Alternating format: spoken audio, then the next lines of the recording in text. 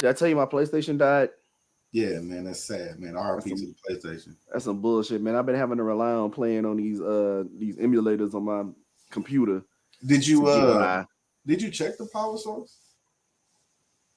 Yeah, I took it out of my computer. Like I took it, I mean not out of the computer. I took it out of the PlayStation. So I went on YouTube to learn how to because I described what it was doing. So they were like, here, try this. So that's Yeah. how I found out about the power supply. And it was just saying like, all right, well, go ahead and open it up, look into this power supply, and where the power supply actually connects to the PlayStation, there's like these two prongs that stick up like this from the actual PlayStation base. Yeah.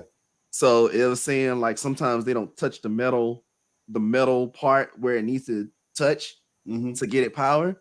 So it was seeing like kind of pinching together so they can go in there and do what they're supposed to do. So I did it. Tried to turn it back on and it still would come on. So You know I what you know do, right? what. Get sister-in-law to just put her fingers and hold them on there. Get that energy. A superpower. A superpower.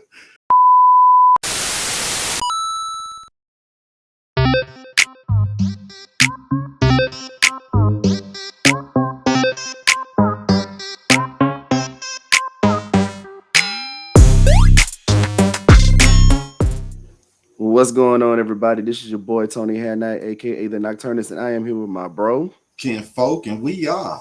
Super Hadnot Bros, and we are a podcast about nothing because a conversation about nothing is a conversation about any and everything. So that's just what it is. And also, before we get into the conversation, if you do happen to like the content, if you happen to like what you hear and what you see, be sure to go ahead and hit that subscribe button. Hit that Don't shit. mean a lot to you, but it means a lot to us. So with that being said, let's start the show. Yes, sir. All right, so what's been up? Ain't nothing, man. Just chilling, man. I went seen Black Panther the other day. Oh yeah, you told me about that. So what you Yeah. think about it? I'm like I'll give it a 7 out of 10. 7 out of 10. Yeah, about 7 out Okay. of 10. Pros and cons. I don't know. Without That's spoilers. what I'm saying. Okay, so all right. Storyline was not amazing. Some of the acting from some of the characters, whatever that are, basically sideline characters and whatnot. They were trying to be lead roles. It just didn't work out like it was supposed to, and it was long. It was long as shit. Yeah, it was like 3 hours, right? On tape it say 2:41. So Jesus. yeah, it's pretty goddamn long and minimum action for me. Okay. So you got a long movie with minimum action. It's kind of like, why the hell we doing this? Why we here? It ain't like an end game where it kept you fully engaged the whole time. Because I know end game was about that long, but it had so much going on that the flow. Yeah, you didn't realize how long it really was. Yeah, so I mean, it was hard to stay fully engaged in certain points, and so that was a problem for me. But my pros, Angela Bassett, bro. Oh man, fine wine, man. Man, she killed that role. Oh, she played on a whole different wavelength. My bad. Oh no, she bad than motherfucker though. But no, she killed her role. She played her part. She did everything like she was supposed to. Her being queen and handling business, yeah, she did that. Okay. Villain Namor. He was pretty cool. Yeah, he was cool. But he wasn't, he wasn't really supposed to be this asshole of a villain. So he was he had his moments. He was a more complex character. Yeah, he had his moments and whatnot, but of course, I believe he's supposed to be like an anti-hero. So, but isn't that what the cool thing about a lot of the Marvel movies? Well, some of the more recent villains, and I'm talking about like right before Endgame ended, some of those villains really weren't just like they were bad, but like you could understand why they were bad. You know what I mean? Because like to them, it wasn't. Yeah, he definitely had a reason why. He had like they have layers. Yeah. But I mean, still, the story alone, his reasons why only fit throughout the story. Excuse me, Yeah. it still didn't really justify his whole thing. But all in all, it wasn't just him; it was him and his people. His people were pretty dope. Oh, Like, for real? you know how everybody got the Wakanda Forever? They shit Mm-hmm. was like a shark mouth. Like a what? Like a shark mouth. They That's would what they do were doing that. with their hands. Yeah. It was Oh, pretty dope. I was about to say Hadouken. Right.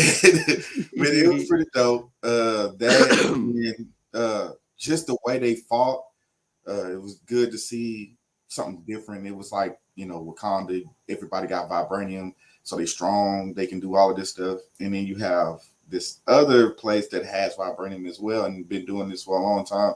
So seeing them fight and clash was pretty dope when they fought. Right. But Okay. other than that, it was an okay movie. So I know based on the conversation we had about it like a couple of days ago, you said that it was pretty comparable to Thor: Love and Thunder. Yeah. Okay. I mean, which sounds very similar, especially saying that you said that Namor, at least he brought a little something to the table to make it somewhat worthwhile. Because Somewhere, yeah. I feel like Christian Bale did the same thing as the God Killer. You know what I He mean? did, Like, but they didn't do enough with him. Like, he just wasn't there. well, that's what I'm saying. But with the screen time he had, I felt Right. like I felt like he did a pretty incredible job. But I mean, Christian Bale, I mean, he's just a damn good actor no matter what. Have you ever seen American Psycho? Yeah, of course. Oh my God, that is like the best. Like, I'm not gonna say the best movie ever, but that was like a really good movie. It was Yeah, actually kind of funny, like yeah. really and truly, because it was like every time somebody tried to question what he was doing and he had to leave, he would always be like, "I'm gonna go return some videotapes," He just dip out. and just bounce. But I back mean, to watching it though, it made me feel like I don't know, my mind kind of wandered a little bit while I was in there because it was just I kind of had a lot of time to do nothing. right, And it made me think about, you know, humans, we strong, but we fragile as hell at the same time. But when you think about it, we got superpowers when you think about it. explain. So if you get cut, you heal. It regenerates skin and everything. Everything comes back like it was supposed to be. It might be new skin, but it comes back. So like I thought about it when I had my surgery. I'm cutting from belly button down the sack. Yeah, And they opened me up, like, had the clamps in there and everything. And they just stapled me together. They didn't yeah, stitch, they didn't do some stuff with it, they combined everything. They just stapled it close enough to where my body was just like, we missing something. Put that shit back together, and yeah. boom, it's back together. It's perfectly fine. Look, I say perfectly fine, but I'm okay. You know what I'm saying? Right. It did what it needed to do. It came back together. You know what I'm saying? Right. And I was like, man, that's crazy when you think about it, because I was only down. I was only down for 8 weeks, Right. but 2 of those weeks, the last 2 weeks, I was good. Yeah. I just, you know what I'm saying? It was just like recommended. Don't do nothing too strenuous because that stuff is still new. That skin is still new. You don't want to rip nothing. But 8 weeks to heal, that's pretty goddamn impressive. Yeah. Yeah. I guess that's kind of a weird. Yeah. I guess you could call that a superpower, like self healing. That's what I'm saying. We can regenerate. What about the inner monologue? Do you feel like that's some sort of superpower? Okay, so I'm not sure if it's a superpower. So I was watching something and whatever, and it was explained as uh, uh, a fifth dimension. Okay, so communication with an alternate reality or Right, something to that because extent. you can get to a point where you can hear a voice in your head, Exactly. and if you close your eyes and somebody say, "Hey, think about a triangle, You can a see blue it. triangle," and it's spinning clockwise, you can visualize it. You can But see it, right? what's conjuring that up? Right, because But you can see it. Yeah, it's like the inner monologue, the voice in your head is not like it's an actual voice because it doesn't have any vocal cords. There's nothing biological about it that makes it talk. And Right. then that mind's eye, there's literally no eye inside your head, but yet you can picture and visualize all these different things. But So think about it like this too. If I sent you a text message and you read it, but you read it as me, yeah, I can read it in your voice. you would hear me reading it. Yeah. Right. So you know what I'm saying? Like that's weird. So is that almost like telepathy? I wouldn't Maybe. think it's telepathy. Nah, because telepathy we would have to communicate. We would literally have to communicate by the brain, right? Right. You wouldn't need it or whatever. I would But say telepathy would be described as is like people say like twins and whatnot, where or just siblings, really close siblings, like you just kind of make a face or something like that, and both exactly know what's happening.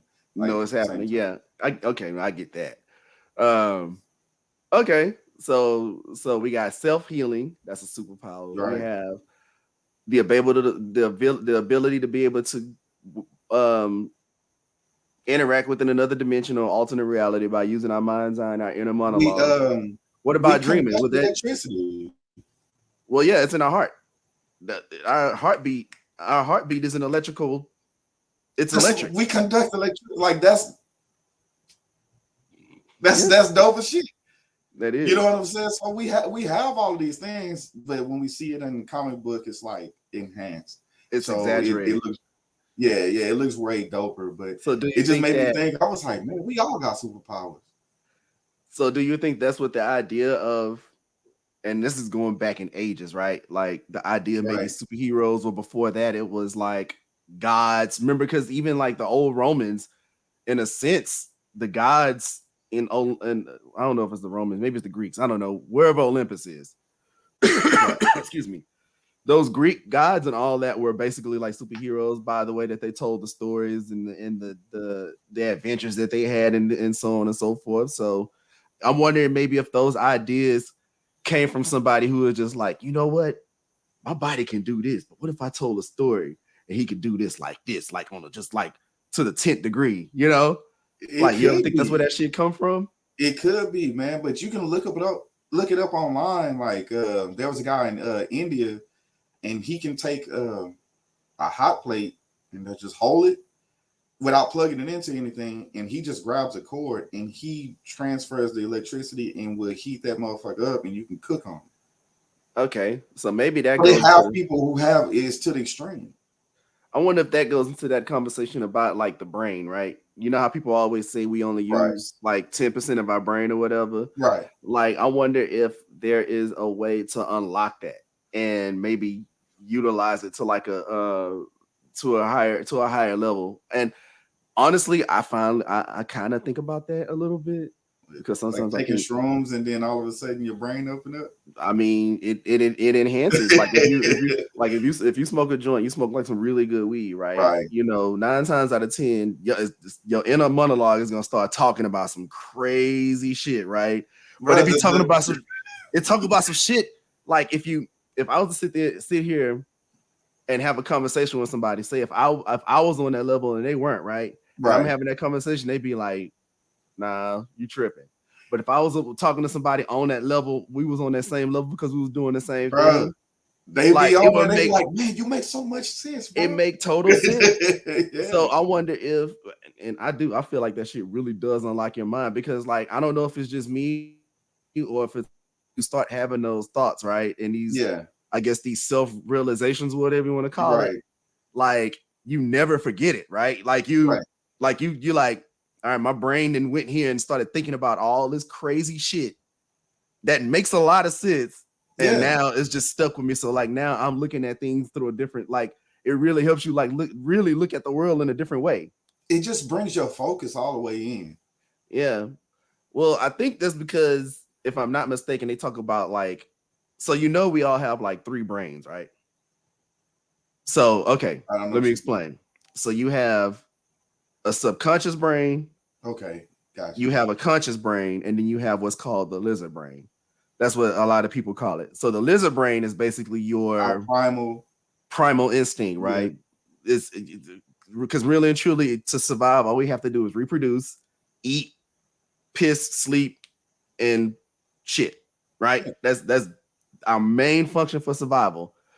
Then once you have your subconscious mind is the mind that does all of the things that's on autopilot. So that's your breathing, you're sleeping. Like when you're sleeping, your brain is still like functioning to regulate your body, right? It's and then simple stuff like walking and whatnot. Right. And it's there's things that you don't really have to put a lot of effort into as far as like mentally thinking about it. And then your conscious mind is where you make a lot of decisions. So I'm wondering if that has a lot to do with it. You know what I'm saying? I mean, who knows, bro? But it is what it is. I just think that we just need to start looking at it. We got superpowers, man. We ought to be proud of ourselves and pat each other on the back. Yeah, but you gotta be a bit of a deep thinker to see it that way. But I mean, it does make a lot of sense. Damn, I wish I was on when they talk about that shit. That would really hit hard. That would have really hit hard. Yeah, man. Yeah. But nah, that's crazy. So yeah, I sent you a link earlier today, and I was reading this thing about some interview 21 Savage is having on Clubhouse, and I think a lot of people were saying that because I think him and Nas just put an album out around the same time, and I think Nas' album is like it's killing it's hitting the charts like really high right now. And so a lot of people say the difference. My bad, but the difference is it's not just 21 Savage; it's him and Drake as a collective. Yeah, him and Drake. Which well, that's what I was gonna get into. A lot of people are saying that what he said about Nas, and I'm gonna get to that in a second, y'all. But what he said about Nas had a lot to do with that album being at the top, and there's not doing anything. So people was just like, well, shoot, you only relevant because you got Drake on your album. Yeah. But I guess my question, so for all that don't know, because I did go and read the story. Now I didn't listen to the entire interview, I only heard the clip that they put up on Twitter or whatever. But I did go read the article to the link that I sent you. And basically it was him just having a conversation with these people on Clubhouse. And what he was basically saying was that Nas is not relevant. Right. And so I don't know, maybe I started thinking about it and I was just like, well, what makes Nas irrelevant? Or what makes him relevant? So, I just feel like I think initially I was kind of like, man, fuck that dude. Like, you don't know what the fuck you're talking about. You get instantly like, man, somebody kick his ass. Yeah, but then I had to, of course, step back and be like, you know what? I can't get mad about it because at the end of the day, that's how he feels. And so I was just kind of like, well, he's saying that people are all up in arms, but at the end of the day, isn't relevancy like a subjective term? True enough, but his problem was he made it seem like he said some sort of Nas was never relevant. Yeah, and that's what I was gonna get into because and I think we might have touched on this before, but it was just like when it comes to the game of hip hop, why is hip hop the only genre that does that? Like black people in general, I wouldn't even just go straight to hip hop. But I mean, just like if we're gonna talk about the music, why is that? You know what I'm saying? Because and I'm trying to figure out where that started happening because I know we've always said that hip hop was like a young man's game, right? Which I guess in a sense it has been. I don't, and I don't know why exactly it is, but it has been. But I remember like even to the like say for instance in people all the way up to like let's say maybe that Jay-Z-ish kind of era, like that mid 90s era where Nas and all of them was coming out. Right. When people would start talking about who influenced you, so on and so forth, they would talk, they say the staple shit like, oh, Michael Jackson and James Brown and blah blah blah. But they also noted other rappers. They were saying people like Humo D, Big Daddy Kane, Rakim, KRS-One, Cool G Rap, all these guys who kind of like pioneered the genre. Right. So I'm just kind of wondering, like, at what point did it stop where people would stop it, like, where people just like stop giving homage to like those who came before them? Because, when we talk about genres like rock and roll, I remember we touched on it before where I said that rock and roll and hip hop kind of mirror each other. They're kind of the same, but it's just for two different demographics. Like when you talk about rock and roll, you could bring up the Rolling Stones, and these dudes are like in their 70s and 80s, and they can still go Aerosmith and all the Kiss. Come on, like people love Kiss, and if you bring up Kiss right now, there's kids who are like probably not even 20 yet who know who Kiss is, because they keep that legend alive. So I'm just kind of like, why is hip hop not like that? It's like and especially like for the guys who came out like in the 80s, right? Like your Big Daddy Kanes and all of them, like if you was to mention a Big Daddy Kane right now to like say somebody who's in there, a fresh face rapper who's like 20 years old, he gonna be like, who?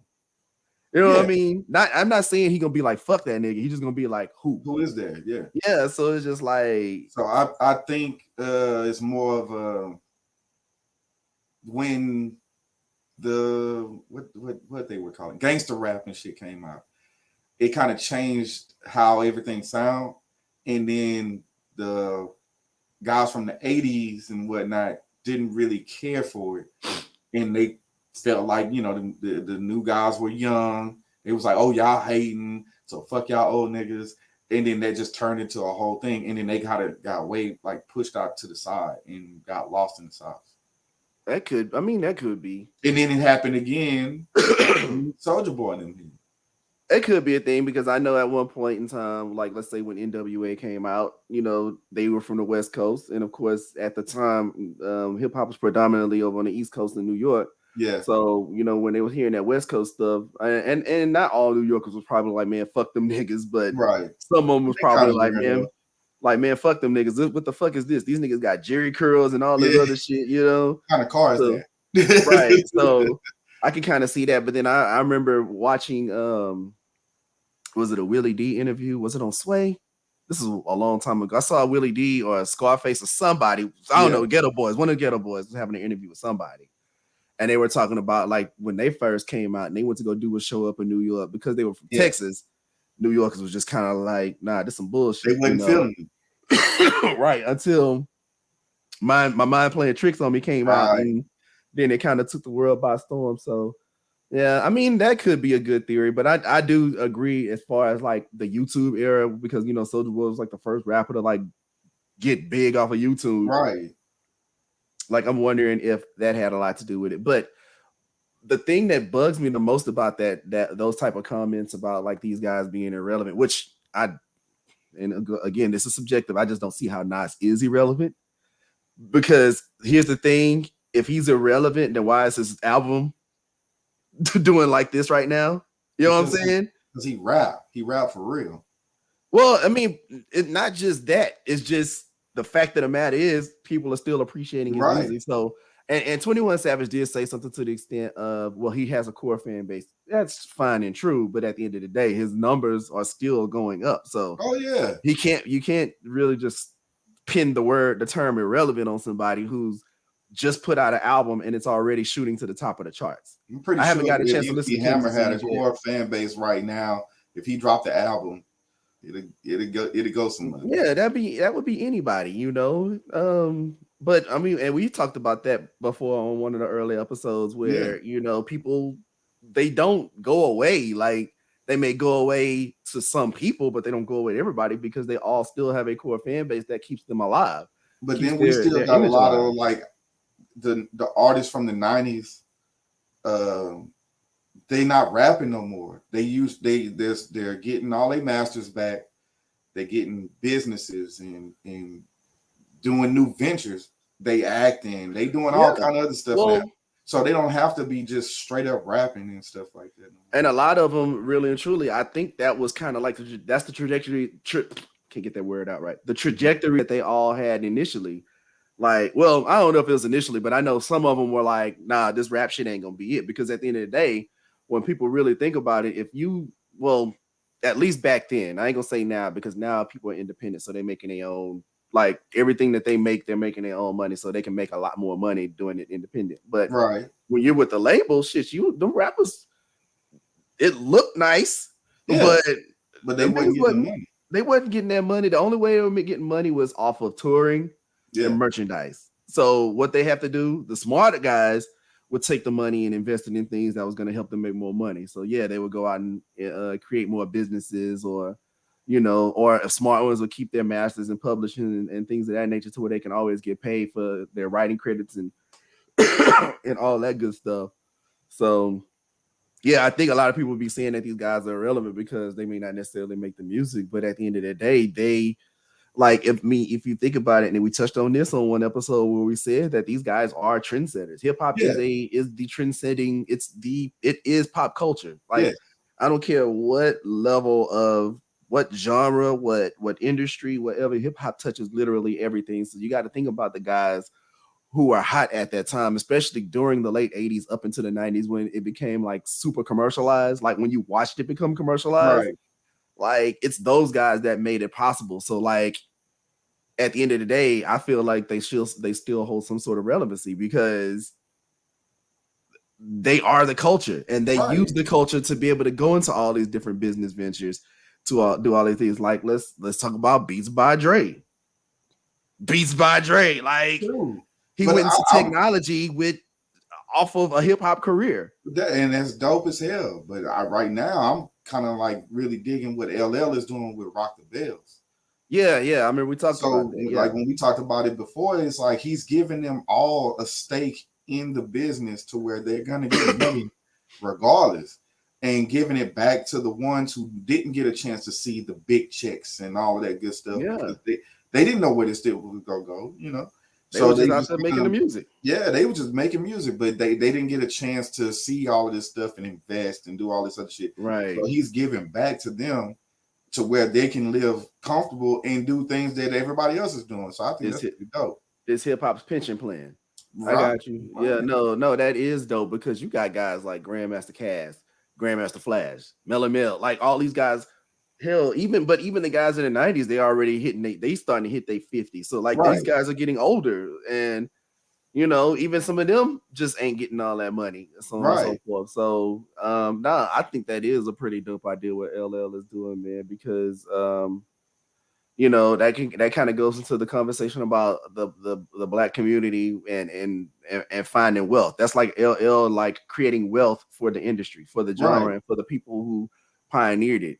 Because I don't know, when it comes to wealth, we have a hard time understanding that wealth is supposed to last for generations. It's not supposed to last for one person's lifetime. You know what I'm Right. saying? And So then a lot of them, they don't even care about their lifetime. They see that money and they look at that shit like what I could spend in the next. yeah, it's I want to me. I'm not gonna lay Let on me the floor for let me the spend 8 million a month and think that yeah. is the smartest thing in the world. Nah, so I'm glad we're talking about that because I actually went back and revisited MTV Cribs, and of course we all know about the famous Red Man Red episode. man, red man. So And I never, I'm glad he actually called everybody out on it too, though. yeah, that's what I was about to say because I never really knew the true answer to that of whether or not that was really his house, right? Yeah. I was believing back then we all believed the hype that these houses were like really their houses, and Right. they Right. really weren't. Red Man basically said, "No, this is my crib. Yes, I'm a famous rapper and I do get money, but I don't get the kind of money you think I'm getting." And as a matter of fact, he said that he tried to go live in like a nice neighborhood and he said, I couldn't Right. do it. So he moved back into the house that was on that Yeah. episode. And his cousin was laying on His on the homeboys laying floor. on the floor. Yeah. Yeah. But that was very real, man. And I appreciated him for that because he was basically saying, like, look, man, don't believe that hype. This is, But it's we sad though because there's so many people who don't care about the reality part. They just looking at it as what I could show everybody what I yeah. got. And the stuff it's cool and all. You can have the nice car, the jewelry, all the clothes and all that shit that they give you for free for by the way. You know what I'm saying? But other than that, you gotta go back home to something. Yep. Like think about it on Paid in Full. Yeah. But Mitch was out and about. He got the nice ride. He got the jewelry, got the clean sneaks. He got everything But going. still lived in the projects. When he got back home, he had to go in the projects, fold his shit up, put it to the side. And then sit there and just wait, hoping nobody come in that motherfucking door. Yep. Like you really can't live like that, man. And I told you when we was in Louisiana and I seen all them cats sliding with them slabs, man. I'm talking about clean as hell. These cars, they didn't put 60, 70,000 into these cars. When you go to their house and they don't have a front door. Yeah. That's because again, we don't understand financial education. It's some we don't, but we were never taught it. So it's like I say, you can't blame the generations before us, but somebody has to break that, that mindset of saying, okay, well, if somebody gives me $1 million, how can I make that $1 million like benefit instead of, oh, I got $1 million, I'm about to Let me go. show you. I got a blow million that shit dollars. on Yeah. everything possible, and then like be back in the same position I was in 2 years ago. You know, People hit the lottery. They like that one guy who he won like $1 million and bought $1 million house. why would you do that? That's And just you dumb know, as hell. and okay, so and if you can spend that kind of money on a house, by all means do it. But I just feel like, what do you need like a $60 I'm million just you house won for? $1 million Yeah, and you spent no, that whole thing on one house. And then but you can't afford the taxes, you can't afford the yeah, electric bill, you can't afford none of the you only gonna utilities. be in the You house for can't like do a that. year. You only gonna be I there for don't like a even think year. they made it in there a year. It might have been like 6 months. Yeah, so you ain't gonna be in there long because you gotta get money from somewhere to keep it up. So, but yeah, I that was one thing I always said. Like, if I was to ever make like a fuck ton of money, like say if I get millions and millions of dollars, like I'm cool. Like I'd give me a cool house, but it'd be like 500K. You know what I'm saying? I don't even Get think like I a could do nice, that. huh? I don't even think I could do that, but go ahead. Well, I'm saying like if you had like $20 million, I don't think five. I mean, I get you, but 500,000 ain't gonna just hurt like that. You know what I'm saying? The only reason I say that is whatever because when you have kids and whatnot, they gonna have to do something with that money once I'm gone to make sure that they keeping up that house, keeping its value or raising the value, doing whatever they need to do to make sure that money is there. You know what I'm Man, saying? smartest thing to do is find your corner that ain't got Not a nothing whole going block. on and put a McDonald's on that motherfucker. I'm saying that's ways to invest money. I mean, it don't have Yeah, to be a McDonald's, but yeah, like you said, buy the block. That was something I think Nipsey Hussle was like really big on that shit. You know what I'm saying? Like going to on Crenshaw and Slauson or whatever street he was on and buying up all that shit, investing in the business. I mean, investing in the neighborhood. So I'm that's what I would telling do. you, bro. When you see it, man, it don't make no sense because you can have a jam up plan that really makes sense and you got everything going. But it's our people that be like, man, good luck with that shit. When I told them dudes, 3 cats, they all talking about all they dope money. All right, Yep. cool. You making all this dope money. Cool. Take 10,000 of that. And you take 10. You take 10. You got 30,000. Go buy this lot over here. It's an empty ass lot. Yep. Stack up some more money. Put a convenience store there. Yep. We got 1 million of these goddamn stores in the neighborhood, but Yep. none of them owned by black people. Nope. And They these all owned people, by they foreigners. walk to these stores every damn day, sometimes like 4 or 5 times a day, buying beer, cigarettes, shit like that. Yep. The snacks. And they sell like detergent, whatever you need in there. It's like a mini dollar store, but they just overcharge you for it. Yeah. Yeah. But why not go ahead and get it, have it black on, have it to where the people that work there black, have black security because you're gonna need it.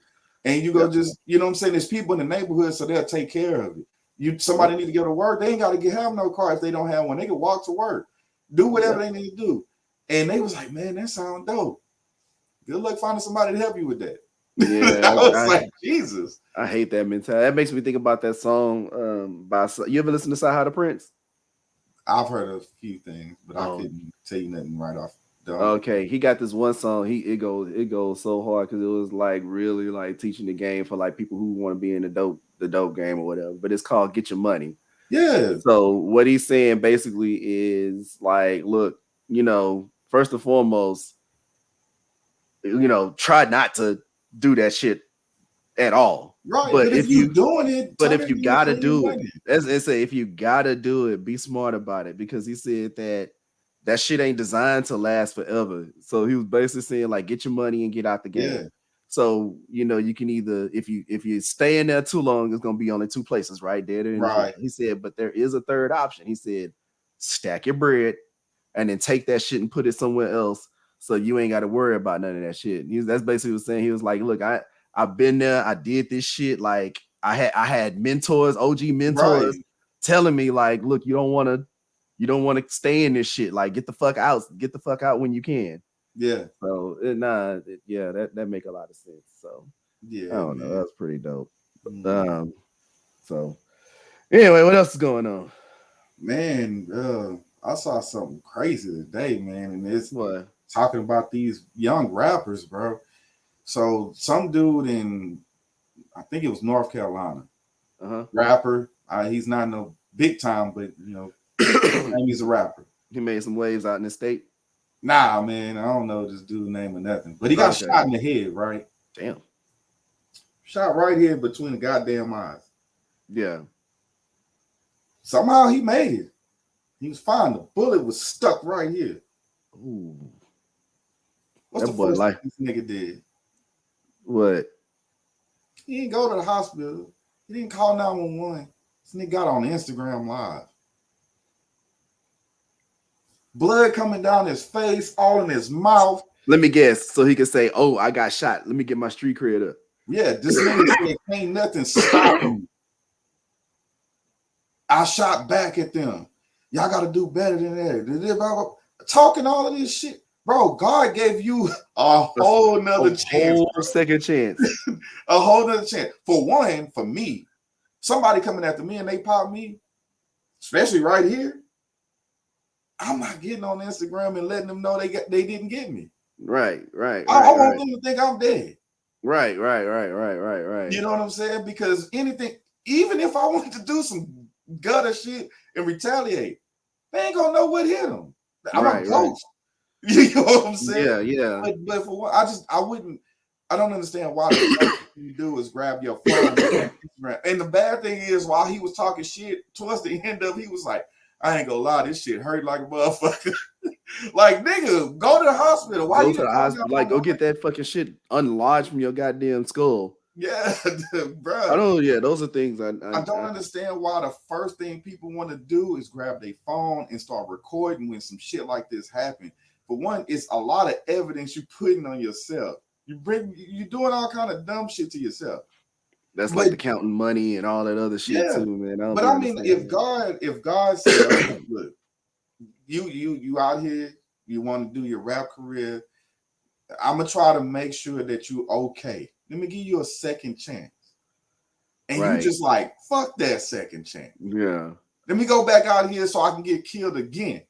You know what I'm saying? It's like that episode of Family Guy. I remember when Meg was like, "Yo, guy, kill me now." So when that dude caught that bullet, he went on Instagram and then like you see the little red dot come. Yeah. But no, it's just I don't get it. And I don't even know if that you think that make you cool. Bruh. One of the biggest things whenever you get locked up, they say, "You're not cool because you got locked up. You actually a sucker because you got caught." You know what I'm saying? Like, nigga, if you do crimes and shit like that or whatever, you're not supposed to have a team of people with you because they go snitch. Yeah. And you're supposed to do it one in and one out. You ain't got to do all this extra shit keeping it going because you know what's gonna happen. Right. But to put it all on Instagram and all of this footage is just it don't make sense. And these kids snitch on themselves all day, every day. I see it all the time where somebody got a post up and they flashing a gun around. Okay, so now you making yourself identifiable to the police.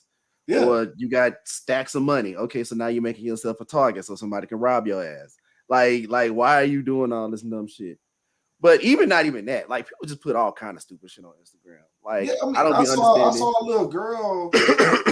She looked like she may have been about 6 years old, bro. Oh. She looked like she had to be about 6, but somehow she got a hold to some gun, a gun, right? And I'm pretty sure trying to be gangster, watching all these goofballs online doing all this shit. She took the gun and put it right here and was dancing and shit. And that motherfucker, pow! And it caught like her hair. She could have blew her goddamn brains out because she was trying to be cool. Didn't know how to mess with a gun. Shouldn't have had it in the first place. It shouldn't have been accessible to her. She shouldn't have access to it. You know what I'm saying? But trying to be cool, she could have been dead. Now you got these parents, tragic moment. But then who would go be to blame for that shit? Right. And so when they put this type of shit out there, man, it brings that type of energy to our youth and fucks them up. Because they think that shit cool. Because they're impressionable and they want to feel socially accepted. So this is the things that they feel like they need to do to be cool. But even that, like one thing I hate to see on Instagram, and I know this is really small, but like I can't stand seeing people cry on Instagram. Like if they You get took the their time feelings, to turn your camera on and start. yeah, you feel some kind of way. So you literally took the time to get your light set up and put the angle up just so somebody can see your mascara falling off your face because you're crying. I'm like, that's if that's not the biggest cry for attention Yeah. ever. Like it's not that serious. That's not the first thing I'm thinking about. If somebody break up with me or if my feelings get hurt really bad or whatever happened, you know what I'm Yeah. saying? I don't be understanding why people do dumb shit like that, but I don't get it at all, man. But you it's just, know, but it's so much of a cycle, and it happens so often. We kind of numb to it, so nobody really yeah. give a shit. Like, what if this video of this little girl and she would have like popped herself? That would have been catastrophic. It would have been, but you know what people would have done? Kept motherfucking scrolling. They'd Yep. be like, "Damn, that's messed up," and then just went to the next thing where Yeah. a dog is fighting a kangaroo. You know what I'm saying? Like, it wasn't no big deal. Yeah. They need to I think what Instagram needs to do, I don't know if they enforce anything like that yet. I know YouTube does, but what Instagram needs to do, and I think this is just for young children, is they need to go ahead and put a mature They filter. have all of that shit, but They do have it? Okay. it doesn't matter. You would have to go through so many hoops to actually make sure that it doesn't get to them. But that you got to go through their phone, change setting on their phone, change it through every app, like every app. And these kids now, they don't really need none of that shit. They can easily turn that shit off. It's make a new account where they put their age on it, like it's like some fucking adult, and then they can watch all of this stuff. So I mean, it's hard to kind of keep it away from it, and that's Yeah. the bad part. Oh man. Well, that's crazy.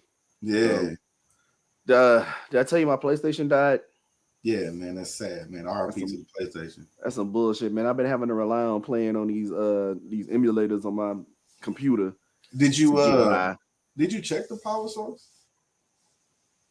Yeah, I took it out of my computer. Like I took it, I mean not out of the computer. I took it out of the PlayStation. So I went on YouTube to learn how to because I described what it was doing. So they were like, here, try this. So that's Yeah, how I found out about the power supply. And it was just saying, like, all right, well, go ahead and open it up, look into this power supply, and where the power supply actually connects to the PlayStation, there's like these two prongs that stick up like this from the actual PlayStation base. yeah, So it was saying like sometimes they don't touch the metal part where it needs to touch to get it power. So it was saying like kind of pinching together so they can go in there and do what they're supposed to do. So I did it. Tried to turn it back on and it still would come on. So you know I what you do, know right? what. Get sister-in-law to just put her fingers and hold them on there, get that energy. A superpower. A superpower. So and then I like an idiot, I followed this other video and it was like slap it really hard. And he did it and it came on. So I was like, fuck it, I'm gonna try it. Pop. Motherfucker ain't come on. So I was like, well, I feel dumb for that. I'm But just mad that you actually tried it. hey, look, I was desperate, all right. I feel you, but you know, I mean, we did a lot of crazy shit to our Nintendo and whatnot, so I guess. Say what? We did a lot of crazy shit to Nintendo games and whatnot. Oh, you had to damn near kill a Nintendo system to get it to work. But then, I found out they said blowing into it and shit. It wasn't healthy. Help nothing. But we did it. We did it anyway.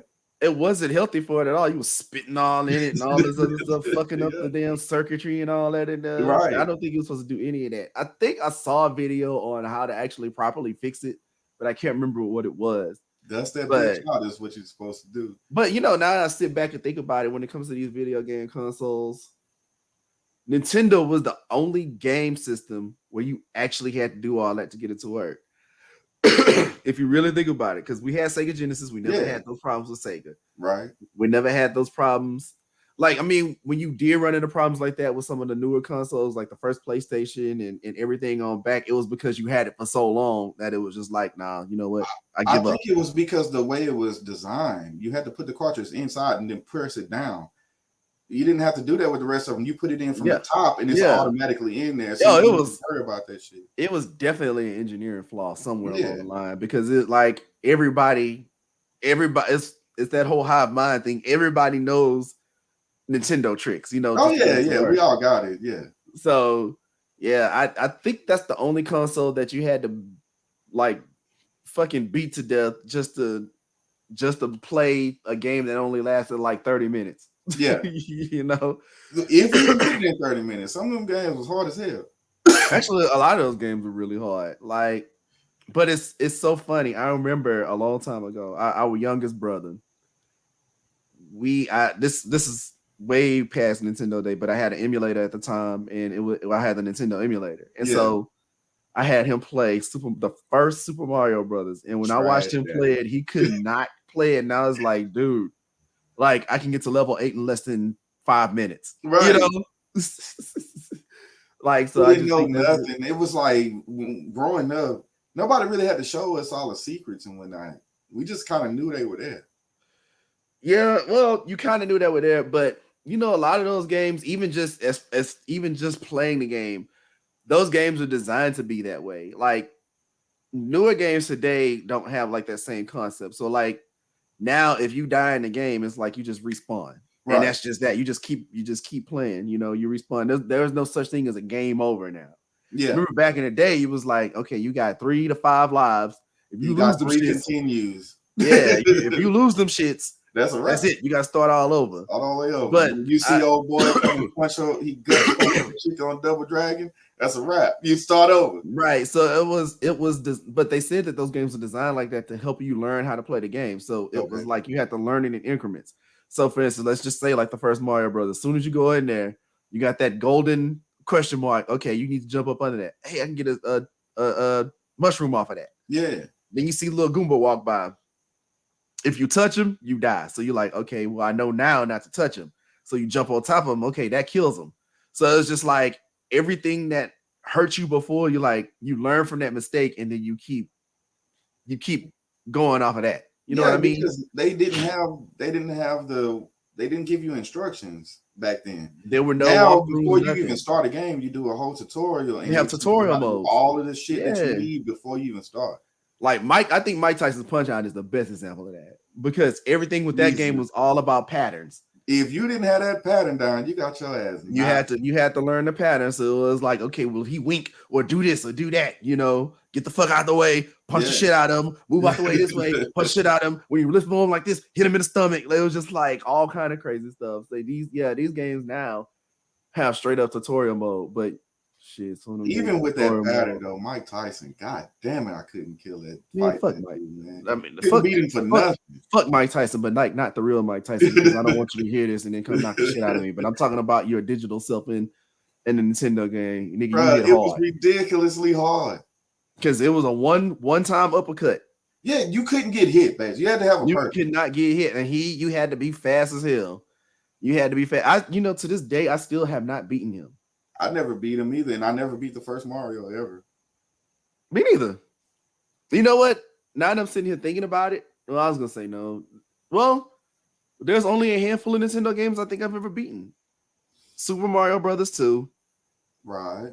Double Dragon 2. Right. I actually beat Mega Man, the first Mega Man, I just got the Mega Man collection on my Switch, and I've beaten 5 of them. First 5. Oh damn, you a true nerd, because the Mega Man getting in there, bro. Man, Mega Man games are notorious. Like, see, man, the creators of Mega Man some assholes, because they make the game look all cute and shit, and it's just like, oh, these some cute little robots. I should be able to get through this pretty good. And you play that shit and be like, man, fuck this game. Be ready to like the thing you gotta realize is you don't have to kill everything that's on screen. And you can't move back. It, you think you do, but no, just go bypass that shit and keep going. And you can't move back because the motherfuckers come back. Yeah, so they respawn. So it's just like, yeah, just run through it. Fuck it. That's just like I was playing Shinobi, the arcade game. That game is like that too. You can't. That game is difficult. Like, you cannot sit here and try to fight everybody. Like, you gotta just get through that shit. Rescue them little chicks and get the fuck out of there. Yeah, jump over them, keep going, man. Yeah, but a lot of these games are really easy now, except for fucking Ninja Gaiden.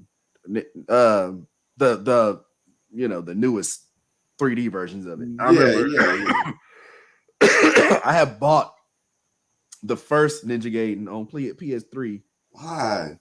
And I owned that game for 2 hours. I went to GameStop. I bought the game. I was like, man, let me get up on here. Couldn't get past tutorial mode. I said, you know what?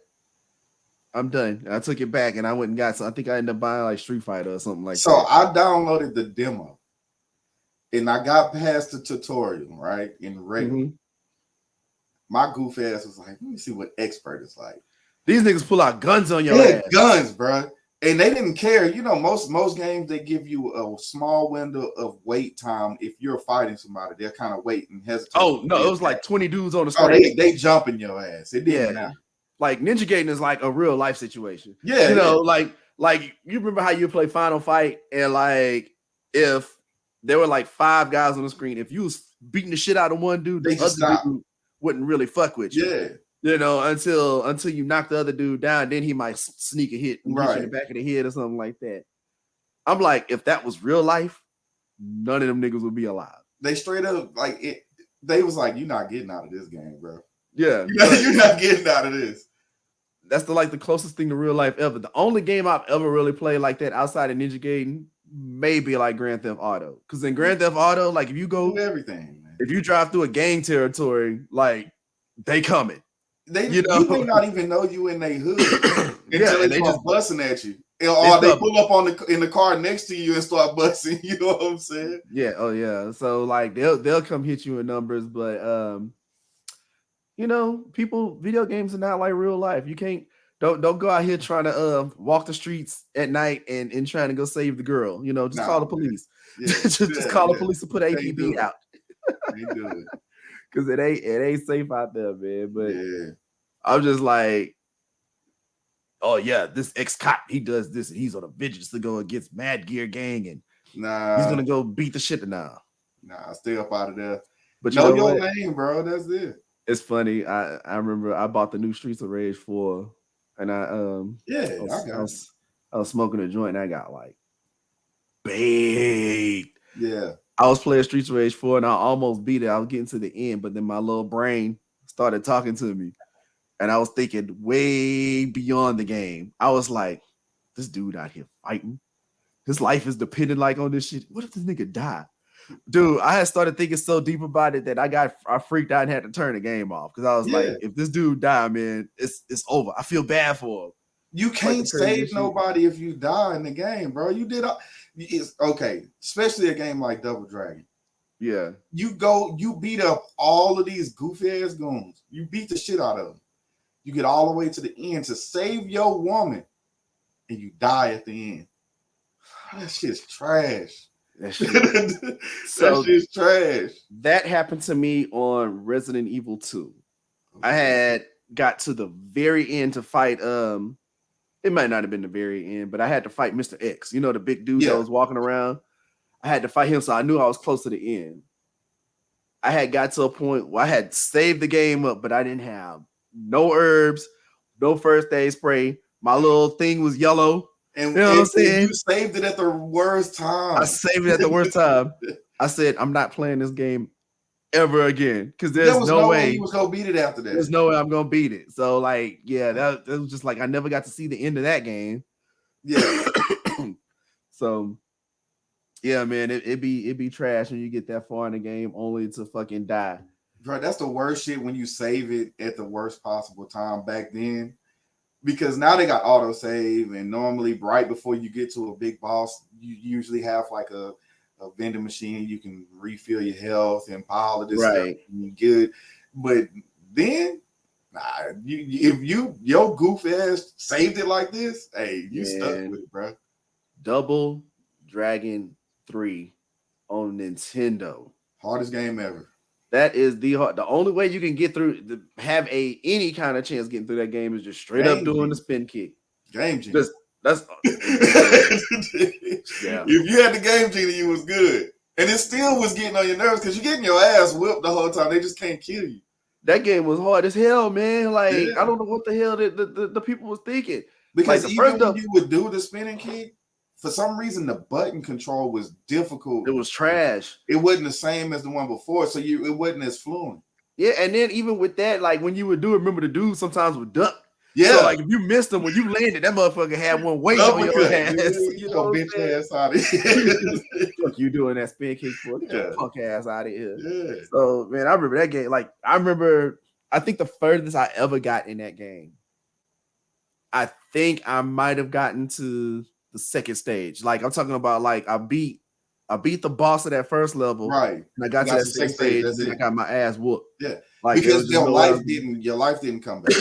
Yeah, well, it did, but that game was set up like it was almost set up like how Scott Pilgrim was. Yeah, remember where you could like find stores and stuff like that. You had to they had basically in-game currency that you had to collect in order to like level up. So you had to be able to go in there and buy weapons and refills and stuff like that. But if you didn't get a chance to make it there, you was fucked. And on top of that, I think if I'm thinking right, you didn't even have continues in that game. No, that was a wrap. You died. That was it. Start over. But they did the same concept in Double Dragon Neon. Yeah, that game was hard as hell too. Yeah, but you can find the stores and do all of that shit. But I ended up getting at Double Dragon 4.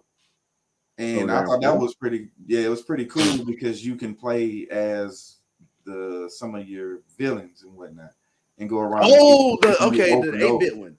The 8-bit one. 8-bit. That game was hard as hell too. It was, but it wasn't like 3. So I was no. I mean, I was able to get pretty far, but like it was a tough game. I beat it with quite a few of the characters. I mean, sometimes when you get like to a Bobo and whatnot, you using him, bro. He was hard to use, because he was bigger than everybody. So when you swinging above them, and you trying to grab them and toss them, but you frozen in this position, tossing them, and then they whipping your ass. Yeah, that was it. But you know what? It was cool. This just came across my mind. You know what we haven't talked about yet? What? Deadpool 3. We mentioned it. Did we mention it? Yeah. Okay. The trailer and whatnot. Yeah, it was pretty. Okay. It was cool the way they did it and whatnot. You know, just saying like, "Hey, man, would you be interested in playing Wolverine again?" It was like, "Sure, why not?" Yeah, you know what I'm saying. So I thought it was pretty cool. But I haven't seen anything new. Did you see something? Well, not something. I watched this video where they were talking about like which version of Wolverine is it going to be in the Deadpool universe, because like I guess we never really put it all together, but even in all the different X-Men movies by Fox, whichever ones have Wolverine, not so much that he's dead, but it's actually a different Wolverine. Because if you really pay attention to it all, none of it really makes sense when you put all the timelines together. Okay. So, you know, you had like, let's say the first X-Men movies where Halle Berry was all in them, in all of them, right? That was a completely different Wolverine. But then you had the X-Men Origins Wolverine story. So that involved Wolverine, the Wolverine, and Logan. Right. All of those are different, different stories. And then you had the X-Men first, like that X-Men First Class, right? And then their little movies, right? That was a completely different Wolverine. And it did make a lot of sense because in the basic X-Men franchise, Professor X ends up getting killed. He died in X-Men 3. Did he die in all of them? Basically. Well, I know he like died in X-Men 3. Right. But then if you go into, let's say, that First Class era, you saw Patrick Stewart playing Professor X, but he was in Days of Future Past in the future. So it's kind of like, well, if he died in the 2000s, how the fuck is he alive in the far future? So but supposedly the Wolverine we supposed to be getting is the clone that he supposedly buried in Logan. I think he will be. I think they said that he will be. Damn it! Which one did they say he was going to be? I can't remember. But he's going to be one of them. Yeah. So I don't know, man. But I think I'm starting to get excited with it. But I'm just kind of curious to know how they gonna work that out with Disney acquiring all the. Well, I mean, we still got plenty of time for it, so I'll kind of just wait for some more info and. Yeah, I think they'll like trailers and whatnot to come. They'll give us a little bit more, but yeah, given what you said about Black Panther, I'm probably gonna go see it. I'm gonna go see it when everybody not wearing dashikis and shit. Nobody was wearing none of that when I went. I went early as hell on the first day, and out here, I don't know about everywhere else, but that's the day all the old folks get they field trip and they go to the movies, so they were the only people in there. This is the conversation I wanted to have before we wrap this thing up. We got to talk about our boy Bun B. Bun B. So, for all who don't know, Bun B put up a post the other day about Kendrick Perkins being successful at what he does. It was actually a really nice post, but he said something in there that was a bit offensive to us folk from the Golden Triangle area. That, and for all who don't know what the Golden Triangle area is, it's an area in Southeast Texas that includes 3 cities: Beaumont, Port Arthur, and Orange. And I'm not gonna go verbatim because I don't know exactly what he said, but basically he was saying like, I come from Port Arthur, Texas, and in the Golden Triangle, it's like Golden Triangle contains some of the poorest cities in America. So, it is a struggle for a lot of us basically to make it. So to see somebody make it is a good thing, which I thought overall was a dope post, right? But it was one line that he said that was really kind of fucked up, and it was when he said that the Golden Triangle is like one of the poorest cities in America. And I remember going to look at it on Facebook, and when I saw it on Facebook, people from Beaumont and all the area was just kind of like going in like poorest cities in America. And even I was just kind of like, nah, I don't think that's the truth. I was like, I don't think Beaumont ain't broke like that. People don't understand. Like, first place to strike all, my G. You know what I'm saying? like, come on, man. It's oil. It's oil that brought the city into fruition and helped it grow. Now, it may not be a big city. It may not have all the luster of, let's say, like a New York or LA or even a Houston. You know what I'm saying? Right. Excuse me. But don't for one second think that those places don't have no money. Now granted, if I was to go to one of these other cities, not so much a city in Texas because they're familiar with Beaumont, but like let's say a New York or LA, Chicago, whatever. If I go up to them and say I'm from Beaumont, or like let's say I'm from Texas, they'll be like, "Oh, where you from? Houston, Dallas?" Right. And I say Beaumont, they'd be like, "Oh, I ain't never heard of that." Yeah. If you on I-10, you know where Beaumont is. So Beaumont on I-10, anywhere you at. I do agree it's a lot harder for people to become, I'm not going to say successful. I think that's a stupid word to say, but if you're going to try to get into these industries where you want to be a household name, yeah, it is a little bit tougher because a lot of people don't know what Beaumont is, but or go to Port Arthur or Orange. It is a lot tougher, but the first thing that came to my mind and when he said that was like, bro, you've been in Houston too long. Like, yeah, because it's the narrative that everybody have out here. The moment people move out of Beaumont or Port Arthur or whatever, and they go to Houston, they made it. You can't tell them shit. They king dingling around here. And that makes me so mad because that's one thing I can't stand is that when people move here, they say it's like they forget all about home. Yeah. It's just, I'm from Houston. Now Beaumont ain't shit. Yeah, I'm from Houston. Beaumont ain't this. No. Now, granted, moving out of Beaumont for certain reasons, like, okay, say for instance, if you are in a certain industry and that's just not offered there, then it makes a lot of sense to move. But to just act like there's nothing going on or it's not worth anything, I think that's the dumbest thing ever. And at the end of the day, you never forget your fucking roots. Like, well, Beaumont was it was once they got the money from all the oil and everything, this was a retirement city. Yeah, this was a place for people to come and retire and relax. So yeah, they didn't have all the big malls and all of this other bullshit. Downtown could be a little bit better, but at the same time, it's not what it used to be from back in the day. Back in the day, downtown it was a spot. Yeah, well, that's until Parkdale got there. But shit, right. I'm looking at Parkdale now, and I'm like, what's going on over there? But even outside of all that, it's just, I mean, it's also a college town. Lamar is there, and all these kids come from like different parts of the country because Lamar has a damn good engineering program. Lamar has a damn good nursing program. They have some really good programs over there. So there's if you want the money, you have to be in the oil industry. Yeah, you got to work at the refineries or work at the hospital. There's it's not so much that the city is broke. It's just the city just don't have as much to offer for a lot of people to do different things. And that's okay. Like, it's cool. Just move. But don't act like you ain't from the city just because you left. You know, I think that's one thing that pains me the most, man. I can't stand when people be like, "Oh man, Beaumont ain't shit." Well, nigga, that's where you come from. What was it before you moved? You know Yeah, what I'm it's saying? the same place. It's the same And the place. whole thing is whenever they leave and they do that, they honestly just look at it as though everybody in Beaumont is beneath them. They forget their Yeah, family. it's a Like everybody else that they know still lives here, but you live. So yeah. now your family ain't shit because they some of the people at Beaumont and all this other bullshit. Like, get the fuck out of here. Yeah, nah, and that's even to those who aren't from Beaumont. You know, some people be because even folks here from here, they'll be like, "Oh, there ain't nothing going on over there." Okay, I mean, I like Houston. You know what I'm saying? But it's not that. It's really not that much different. It's a little, yeah, it's a little bigger, but like I still be in the house at like 9 o'clock because ain't nothing going on. You know what I'm saying? After nine Doing the o'clock. same thing. Houston ain't So nothing but a whole bunch of small Beaumonts put together.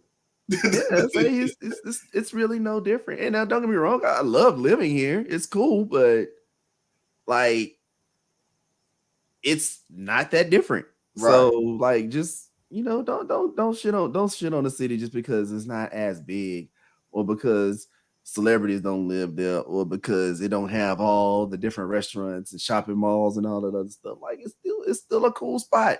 I love going And home. if you claim is poor and boring and all this other shit and you made it, do something about it. That's all you gotta do. Do something You know about what it. I'm saying? Do something about it. All of Invest in these it. celebrities and But friends you got and all of this other stuff, you can get shit built around But them. even in that, like I'm every time I come home, I'm seeing something new there. So it's just like it can't be not too much going on over there. Hell, I've been here for the last what last 9 years. Yeah. So every time I go home, like all of College Street looks completely different to me now. Yeah, Like it look different to me. I don't even go that way. yeah, I'm just saying like there's a Starbucks on like I never would have thought I'd have seen a Starbucks on College Street. There's There's one they in got they South got the Park. they got the huh? They got one in South Park Word? on MLK. Fuck out of here. Bro, you know what? You know what McDonald's on On Washington? Washington in MLK. You got McDonald's right there. Right across the street is Sonic, and right next door is a Starbucks. Oh, even better. Now when I come home, I can just stop by Starbucks before I come to your house or mama house. Yeah, But yeah, I saw Starbucks over there. They got a Raising Cane's right there. They got a Chick-fil-A right there. They got, they got the big ass. Well, HEB has always been in the area, but they got the super HEB over there. yeah. And then when I go on the other end where by the mall, like they got hell, Everything. they didn't open up the parking lot from the mall to go straight to Walmart. Yeah. It used to be trees and shit between all that. So mellow mushroom and they done the standalone Buffalo Wild Wings and all that. Like they got all kind of shit over there. So it can't be too bad. Nah, man, people love that shit. It's all everybody do it. I think they always feel like when they get up and get out that they made it out of a small city and whatnot. So they talk. It's like they love to talk shit about hometown, which is stupid as fuck. Because then they really make you forget that where you come from, and you shitting on all the people who supported your goofy The ass. people who And, raised what I'm you, saying? yeah. They got you where you need to be at. Nah, that's one thing you never do, man. You never forget home, and shoot, you better enjoy it while you can too. You know what I'm saying? Because you get older, everybody getting older, and it's just I don't know, it's just weird. But nah, shit on the hometown, man. That's it. Just make it a better place, man, because you still got little cousins and aunties and uncles and grandparents and shit out here.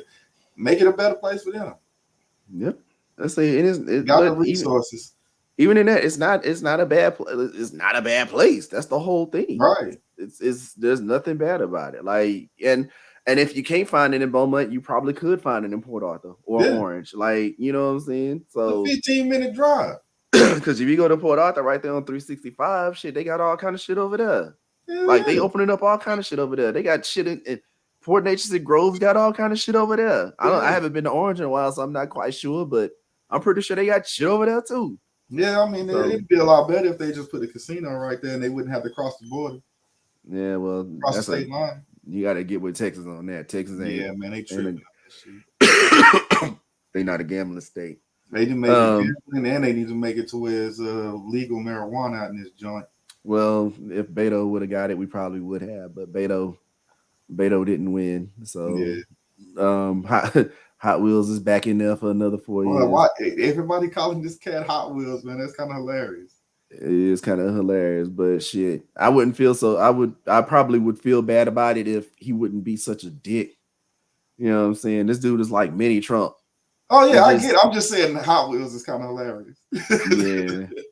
I mean, but you know what? I'm talking all this shit, but I guess I should have went up to go vote. But I'm so conflicted on voting because when it comes to politics, I don't have no political loyalties anyway. Like there's like when I look at both sides, Democrat and Republican, it's like pros and cons to each one. And at the end of the day, none of them motherfuckers gonna give you the promises they keep. Nah, man, they all eat at the same table, so it don't matter. Yeah, it's so many factors that go into it. Like, of course, the Republican mindset is more of, okay, well, if you want to make it in this country, you got to work for it, basically, you know. So let the rich stay rich. Let's not tax them so much because they earn the money that they make. Whereas Democrats are like, nah, we got to help the poor, so on and so forth. But the thing is, at the end of the day, they're not really helping the poor. They're just helping. They helping a lot. They helping a lot more than just the poor. I'll put it that way. Yeah. You know what I'm saying? So I'm not gonna go into that whole rant because I don't feel like pissing nobody off like that. But yeah. It's good to have the government assistance, but I think the idea of government assistance can be a bit convoluted because too many people take advantage of it. I mean, that's gonna be everywhere. Though. Yeah, you know, and that's where I get upset with it because you know, like for your average person, right? Your average person is probably gonna be like a lower middle class household, right? They probably gonna have a household income of anywhere between, let's say, $50,000 to $90,000 a year, which to some people that sounds like a lot of money, but it really ain't shit. Right. That's just enough money to get by, but not enough money to thrive. You know what I'm saying? You can pay your bills, you can go eat, you may be able to go to a fancy restaurant every now and then, but that's just it. But it's like not enough money. Too much to get like assistance. Yeah. But not enough to, because I swear if somebody could sell me some food stamps, I'd be right on top of it. Yeah. I know it's illegal like a motherfucker, but if somebody could just slide me a couple of them joints, I'd be all right. But like that's the thing is like it's a tough call because I feel like as a person who pays taxes or whatever, right? There are people who are on food stamps that take advantage of it. Yeah. Now, granted, I'm not against food stamps by any means. We had it coming up as kids. You know what I'm saying? And I can honestly say that I'm blessed to a point where we don't necessarily have to depend on that kind of stuff. But I also understand that people need it, you know, and that's cool. Like if you need it, you need it, but only use it while you need it. Right. I get upset with people who turn into a long-term career. It's like I can't, if I go get a job, then I gotta give up those benefits. And it's like, why would you want to live a life like that? You know what I'm saying? So that's where I get upset with the Democratic mindset. But at the end of the day, like, had my ass going out and voted like I should have, maybe Beto could have won. That one vote. Well, all it takes is that one vote. But it's really kind of hard to get Texas blue, man, because the thing is, although Texas is primarily a red state, it does have blue areas. Houston, Dallas, Austin, San Antonio are the 4 big cities, right? So with those big cities and people coming from all those different places, it's going to be a more progressive mindset because all these different people have these different views. So you can those areas are going to turn blue. But Texas got so many little cities who are, let's keep it 100%, primarily white, primarily Republican. So they're going to vote. They primarily ex-Trump, well, not even ex-Trump supporters, Trump supporters, so they're gonna be Abbott supporters. Yeah, man. So they whole mindset is like, I wish they would come and get my guns. Like, calm down. Yeah. So it's hard to keep Texas out of that red, man. Maybe one day. I do have hope because I remember watching the last presidential election. Georgia turned blue, and Georgia you know, they just as southern as Texas is, just like Florida and Mississippi and all these other states. So it was actually kind of delightful to see Georgia turn blue. You know what I'm saying? So I'm Yeah. like, all right, Texas, we got a chance. We got a chance. Give us maybe like 5, 10 more years. We're gonna turn blue. I want to see it before I die. So hopefully one of these days we will. But it looked like we won't be smoking weed here for a while. Yeah. Illegally anyway. So Yeah. but what time is it? 8:15. I know you gotta get up early in the morning. 3:30 So in the morning. yeah. Well, I normally wake up early, but I'm off tomorrow. So Good for you. um no, not really. But all right. Um so yeah, we can go ahead and wrap it up here. So what we want to go ahead and give a shout out to our one Patreon supporter, Miss Krista Saldana. We definitely Yo! appreciate your support. For all those who do enjoy the podcast, be sure to go ahead and hit up that Patreon link at the in the description to show support. Find out ways you can show support so that you can receive like all kinds of benefits and stuff from the show. um, the merchandise is available now, so you can be able to click the link in the description. So we do have stuff available for you. And then also, if you really enjoyed the show and you don't want to do Patreon or anything like that or purchase merchandise, you can still support the show by liking the videos, sharing your thoughts in the comments, and most importantly, hitting that subscribe button, because like I said earlier, it doesn't mean a lot to you, but it means everything to us. We are trying to get to that first 1,000. We got 51, so we got 949 to go. And we go So we're gonna get them. So with that being said, you got any shout outs, anything you need to say before we go? Yeah, man. I'm gonna give a shout out to my boy Brent Hale, man. Okay. One of my coworkers. Today was his last day of work. He going on to another company and whatnot. I had worked with him for 11 years. Oh wow. So yeah, Tenure. man. Yeah, he going to do some other stuff. So big shout out to Brent Hale, man. All right, Good one up luck to to the Brent. job, bro. Good luck, bro. Good luck. All right. I'm trying to think. I feel like I got somebody I need to shout out, but maybe not. Oh yeah, no. Shout out to In Other Words magazine, man. We just recently did a photo shoot with Adrian Peterson and his family in downtown Houston. So that was kind of a good look for Different Mind Designs, which is my photography business, and In Other Words Sports Magazine, which is the magazine that I do a lot of work for. So that was like the first like super high profile client we got. Yeah. So shout out to him, shout out to the Peterson family and all the crew that was involved in Yeah, the man. photo shoot. Congrats. So appreciate that. So man, y'all be sure to check that out on Different Mind Designs, to see, and In Other Words Sports, to see what's going on with that. So yeah, shout out to Joel with that. But other than that, man, if we ain't got nothing else, man, we will catch you guys next time, and until then, peace.